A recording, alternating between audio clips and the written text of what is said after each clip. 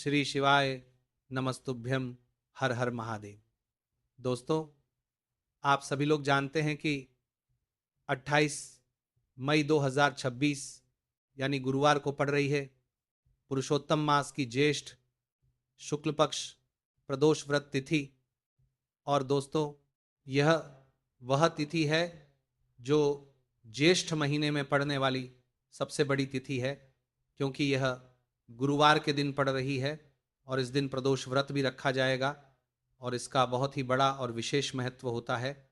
पूज्य गुरु जी ने कहा है, अगर कभी भी मौका लग जाए और ज्येष्ठ महीने की प्रदोष व्रत गुरुवार को पड़ जाए तो आप लोगों को एक दीपक और 11 चावल के दाने वाला उपाय तो अवश्य ही करना चाहिए, और इन दोनों का संयोग बहुत ही कम आता है।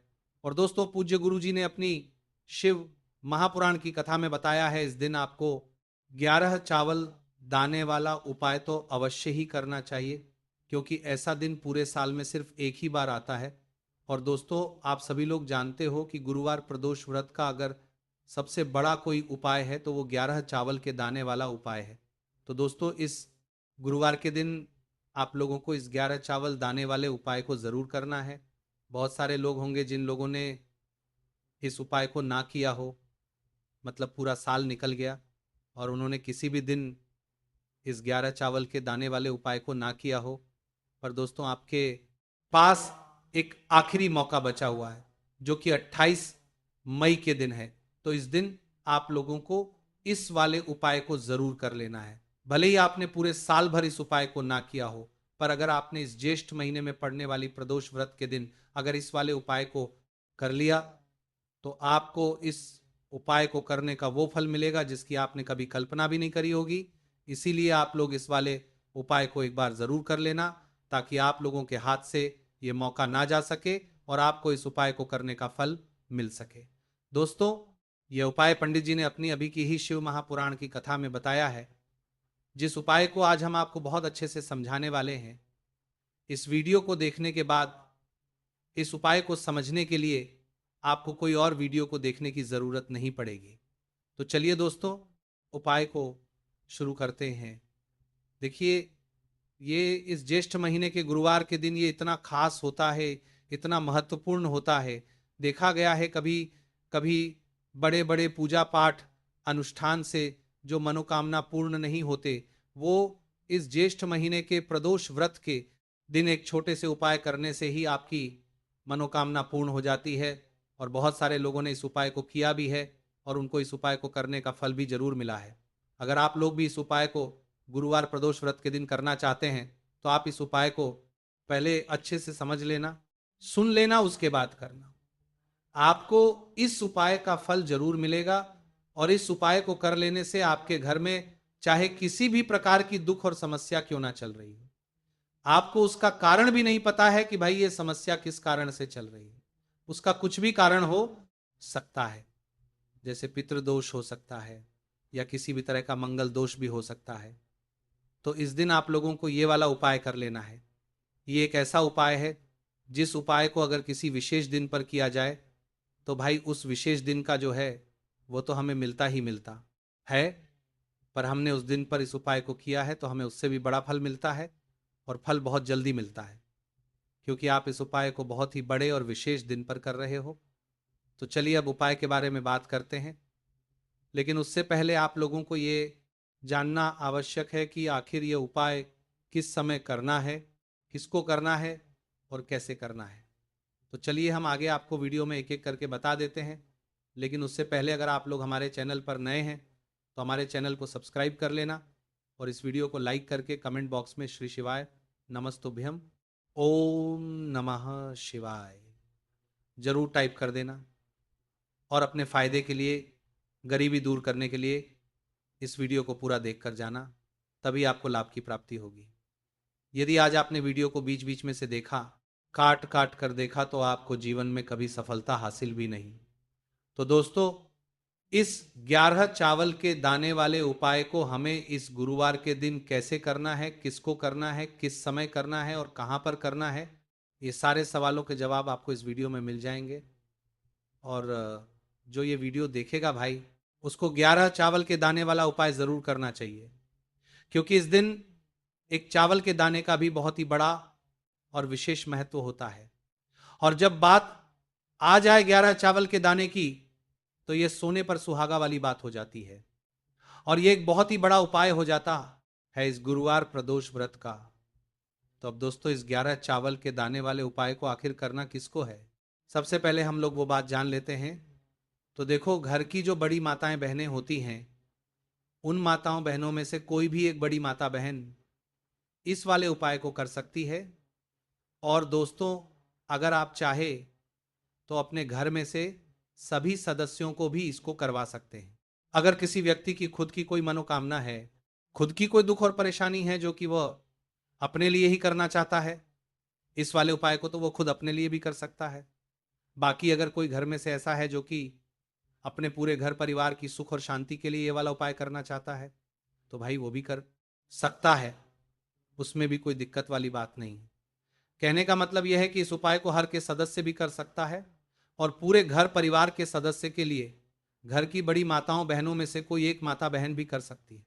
माताएं बहनें अगर घर में उपस्थित ना हो या वो ये वाला उपाय ना कर पा रही हो, तो फिर घर का कोई बड़ा सदस्य भी इस 11 चावल के दाने वाले उपाय को कर सकता है, चाहे फिर वो पुरुष ही क्यों ना हो, उसमें कोई भी दिक्कत वाली बात नहीं है। अब दोस्तों, इस 11 चावल के दाने वाले उपाय को हमें करना कहाँ पर है? हमें इसे शिव जी के मंदिर में जाकर करना है। बहुत सारे लोग प्रश्न करते हैं उपाय को करते समय, क्या हम इस उपाय को घर पर कर सकते हैं? तो इस वाले उपाय को आप घर पर नहीं कर सकते हो। इस वाले उपाय को करने के लिए आपको शिव जी के मंदिर ही जाना पड़ेगा। उसके बाद में दोस्तों, जो अगला प्रश्न निकल कर आता है वो यह आता है इस उपाय को लेकर कि आखिर इस उपाय को हमें किस समय करना है, सुबह के समय करना है कि शाम के समय करना है? तो देखो, इस वाले उपाय को आप लोग सुबह के समय भी कर सकते हो और शाम के समय प्रदोष काल में भी कर सकते हो। अब अगर आप पूछो कि भाई सबसे उत्तम समय कौन सा रहेगा इस 11 चावल के दाने वाले उपाय को करने का, तो हम आपसे बस यही कहेंगे कि इस उपाय को आप सुबह के समय करेंगे तो ज्यादा बेहतर होगा। बाकी अगर प्रदोष काल शाम के समय भी करेंगे तो भी अच्छा होगा, उसमें कोई भी दिक्कत वाली बात नहीं है। तो अब दोस्तों, जो अगली सबसे बड़ी और महत्वपूर्ण बात आती है वो ये आती है कि सुबह अगर हम उपाय को करेंगे तो हमें कितने बजे से लेकर बजे तक के बीच में करना है, और शाम के समय प्रदोष काल में करेंगे तो हमें कितने बजे से लेकर कितने बजे के बीच में करना है। तो देखो, सुबह जितनी जल्दी हो सके आप उपाय को करने की कोशिश करना।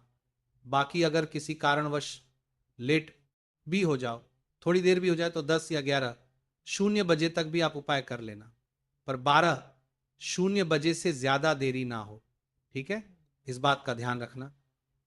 उसके बाद में दोस्तों, अगर शाम के समय प्रदोष काल की बात करें, दोष काल का जो समय है होता है वो शाम के 6:00 से शुरू हो जाता है। मतलब शाम के 6:00 से लेकर 7:00 के बीच का जो समय होता है, ये समय प्रदोष काल का समय होता है। पर अभी जो मौसम चल रहा है, इस मौसम में जो है शाम बहुत देरी से होती, तो आप इस उपाय को 7 या 8:00 के बीच में भी कर सकते हो। मतलब शाम के 6:00 से रात 8:00 के बीच में आप कभी भी इस वाले उपाय को कर सकते हो, उसमें कोई भी दिक्कत वाली बात नहीं है। अब दोस्तों, यहां पर इस उपाय को लेकर एक और सबसे बड़ी बात यह निकल कर आती है कि इस 11 चावल के दानों को हमें लेना कहाँ से होता है, और हमें इस उपाय को करने के साथ में क्या और कुछ भी सामग्री ऐसी होती है जो शिव जी के मंदिर लेकर जानी है। तो देखो, यहाँ पर हम आपको बता दें, सबसे पहले आप लोग ये जान लो कि ये जो 11 चावल के दाने वाला उपाय है, सिर्फ और सिर्फ आप उपाय की सामग्री लेकर कभी भी शिव जी के मंदिर मत जाना, क्योंकि हमें भगवान के सामने ये नहीं दर्शाना है कि अगर हम भगवान शिव जी के मंदिर आए हैं तो अपने फायदे के लिए आए हैं। तो इसलिए जो भी पूजन सामग्री है, उपाय सामग्री है, 11 चावल के दाने, इसके साथ में आपको पूजन सामग्री भी जरूर लेकर जाना है। देखो, अगर सुबह के समय उपाय कर रहे हो तो सीधी सी बात है, 1 लोटा जल तो आप लेकर जाओगे ही जाओगे। वही 1 लोटा जल अगर मिट्टी का जल हो तो बहुत अच्छा रहेगा। मिट्टी का जल कैसे बनाया जाता है, इसके लिए हमने पहले से बहुत सारी वीडियोस बना दी है। आपके पास इस दिन एक आखिरी मौका रहेगा मिट्टी का जल शिव जी पर चढ़ाने का और उपाय को करने का। बहुत बड़ा आपको इस दिन फल मिलेगा। तो इसलिए इस दिन हो सके तो भाई मिट्टी का जल चढ़ाना तो अपने साथ में कम से कम 1 लोटा जल तो आपको लेकर जाना ही जाना है। अगर मिट्टी का जल नहीं है तो घर का जल भी आप इस्तेमाल कर सकते हो। इसके अलावा जो भी पूजन सामग्री है, देखो 11 चावल के दाने ये अलग आपके रहेंगे और जो आपकी पूजन सामग्री रहेगी वो अलग रहेगी। पूजन सामग्री में आप जो भी चीज लेकर जाना चाहे वो लेकर जा सकते हैं, उसमें कोई भी दिक्कत वाली बात नहीं है। वही अगर हम बात करें शाम के समय की, तो शाम के समय शिव जी पर जल नहीं चढ़ता है, इसीलिए शाम के समय आप लोग एक दीपक तैयार कर लें जो कि गोलबत्ती का, आटे का, शुद्ध देसी गाय का घी का होगा है। इस बात का आप लोगों को ध्यान रखना है। और इस दीपक को आपको घर से जलाकर नहीं लेकर जाना है, भगवान शिव जी के मंदिर में जाकर ही जलाना है। इस बात का भी आप लोगों को ध्यान रखना है। अब दोस्तों यहां पर हमें इस बात को समझना है कि ये 11 चावल के दाने हमें लेना कहाँ से है। क्या हमें दुकान से लेकर आना है, या हमें अपने घर से लेना है, या कहाँ से लेकर आना है, और कौन से चावल लेना है, क्योंकि चावल भी बहुत प्रकार के होते हैं। तो देखो इन सभी सवालों के जवाब आप लोग एक बार में सुन लो कि भाई ये जो है इस उपाय में आपको ये नहीं देखना है कि भाई कौन से चावल है कौन से चावल नहीं है। बस जो भी चावल ले रहे हो वो चावल का दाना सबूत होना चाहिए, मतलब साबुत होना चाहिए, टूटा हुआ नहीं होना चाहिए, कटा पीटा नहीं होना चाहिए। ये बात आपको ध्यान रखना है। बाकी आपका चावल बासमती हो या सादा चावल हो या कोई सा भी चावल हो, उसमें कोई भी दिक्कत वाली बात नहीं है। तो सीधी सी बात है कि आपके घर के रसोई घर में जहां पर आप भोजन बनाते हो, वहां पर जो भी चावल आपके उपस्थित हो, उन चावलों में से अपनी एक कटोरी लेना या एक मुट्ठी चावल अलग से निकाल कर रख लेना, क्योंकि हम 11 चावल ही यहाँ पर इस उपाय में लेने वाले हैं। तो हमें ये चावल के दाने गिनकर निकालने पर डटेंगे, इस बात का लोगों को ध्यान रखना है। तो अपने उस चावल की कटोरी में से या चावल में से 11 ऐसे चावल के दाने आप लोग निकाल लो जो कि टूटे हुए ना हो, कट्टे पिटे ना हो, जिनमें कोई दाग ना लगा हुआ हो, है ना। अच्छे साबुत चावल के दाने 11 दाने आप लोग निकाल कर रख लो, और इन किसी भी एक कागज की पुड़िया में या किसी एक छोटी सी कटोरी में आप लोग रख लो ताकि यह सुरक्षित रहे, आपके एक भी चावल का दाना इधर उधर ना हो और आपका उपाय भी पूरा अच्छे से हो जाए।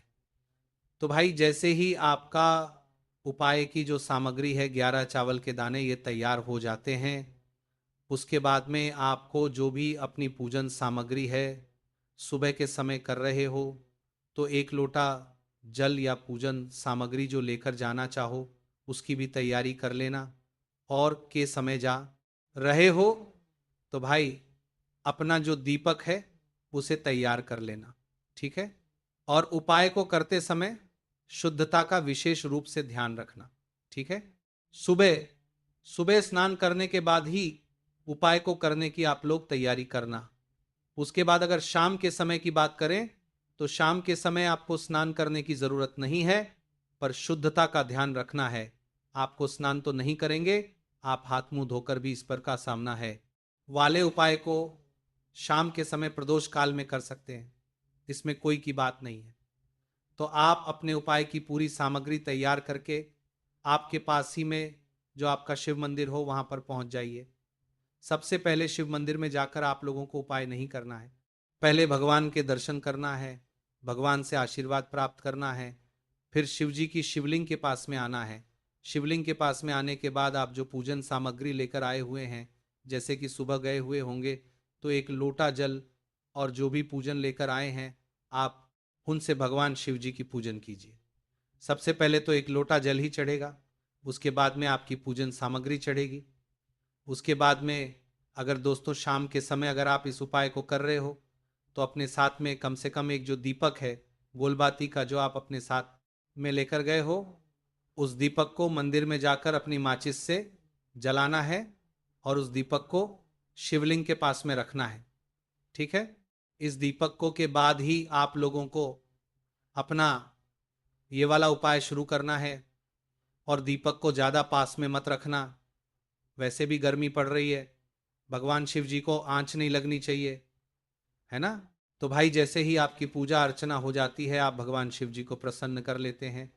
उसके बाद में शिवलिंग के पास ही में आप कहीं पर बैठ जाइए, सामने या आसपास जिस जगह पर आपको बैठना हो वहाँ पर बैठ जाइए और अपने वो 11 चावल के दाने अपने सामने निकाल कर रख लीजिए, क्योंकि अब यहाँ पर करने की आपको तैयारी करना है।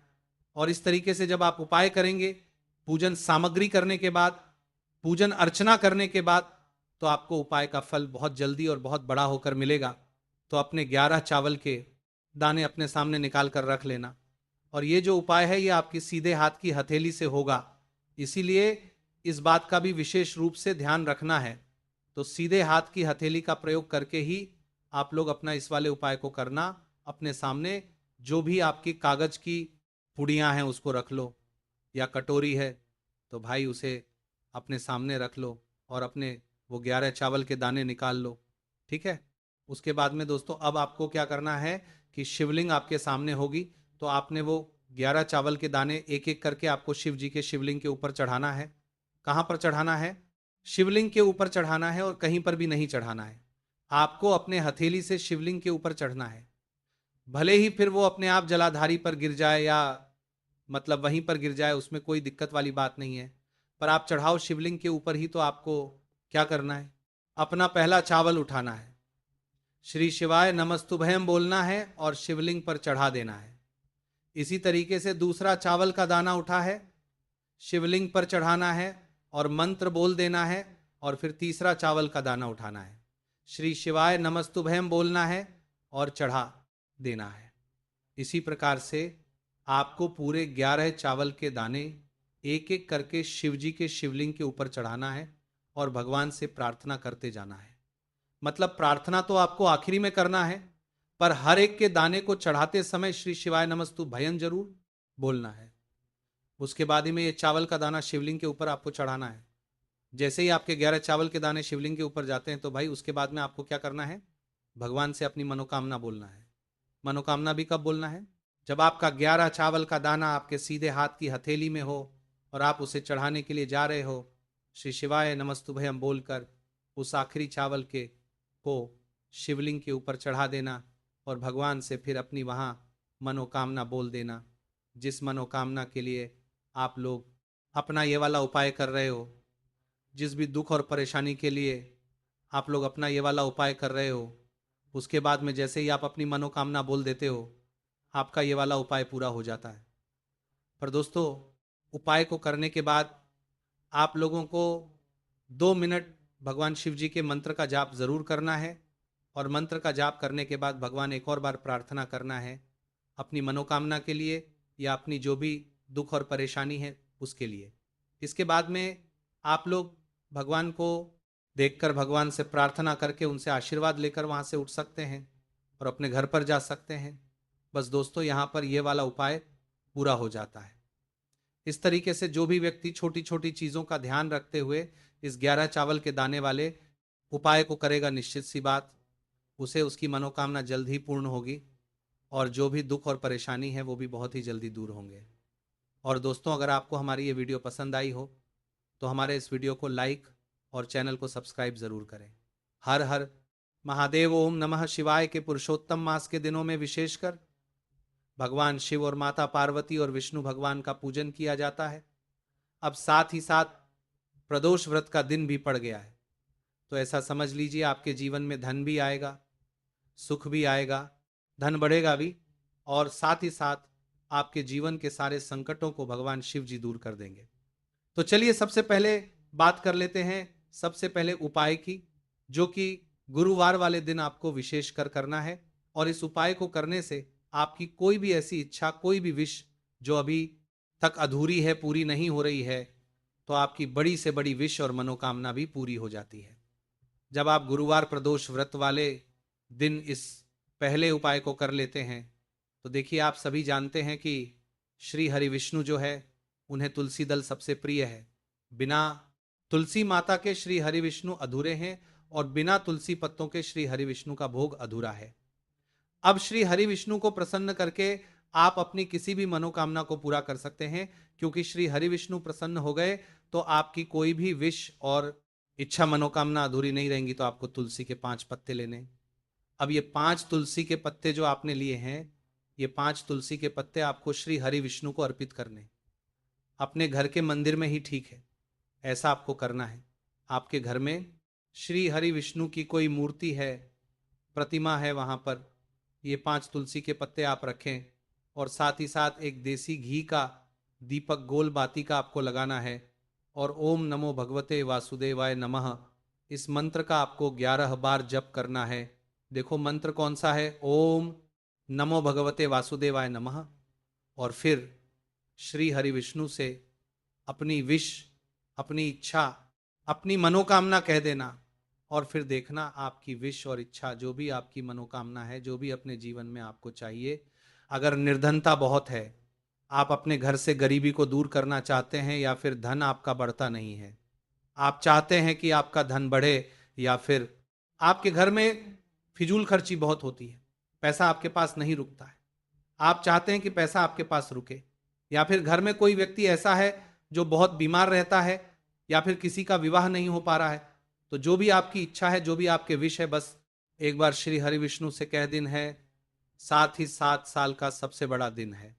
यह दिन इतना उत्तम है कि जो आप श्री हरि विष्णु से मांग लेंगे, जो उनसे कह देंगे, वो आपकी विश, आपकी मनोकामना को बहुत जल्दी पूरा कर देंगे। तो ये पहला उपाय है। चलिए बात करते हैं दूसरे उपाय की। उपाय की देखो, यदि आपके जीवन में आर्थिक संकट बहुत अधिक हो रहे हैं, धन की समस्या लगातार जीवन में बनी हुई है, एक एक रुपयों को प्राप्त करने के लिए आपको बहुत अधिक मेहनत कर रहे हैं, तो आज रात्रि में सोने से पहले आपको हो ये चमत्कारी दीपक का उपाय अवश्य करना है। या फिर यदि आप